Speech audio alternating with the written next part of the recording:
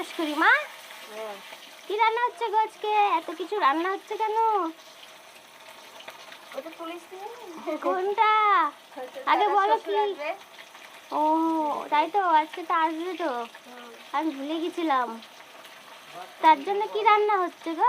মাছের ঝোল।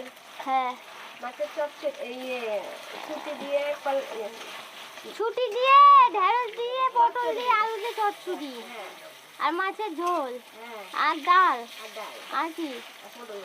আর পটল ভাজা, ব্যাস, আর কিছু না। তো আজকে দেখো কচু আলু দিয়ে মাছের ঝোল, এদিকে চচ্চড়ি, আর এদিকে মাছ ভাজছে, আর এদিকে এই যে ঠাকুমা হচ্ছে হাওড়া কাটা খায় না, তার জন্য কাতলা কাটার লেজা আর মুড়ো খেতে ভালোবাসে। হ্যাঁ, ঠাকুমা খাবে, তার জন্য উনি লেজা আর হচ্ছে মুড়ো খেতে ভালোবাসে, তাই তো? হ্যাঁ, তার জন্য ওনার জন্য এইটা, আর আমরা খাবো এমনি রুই কাটা। আর দেখো রান্না হয়নি, এখন বাজে 12টা, তারপরে বাজবে 12:30, তাও আমাদের স্নান হবে না। ধরুন আমরা একসাথে যাবো না মা, একসাথে যাবো, তাই তো? তারপরে স্নান হবে তখন।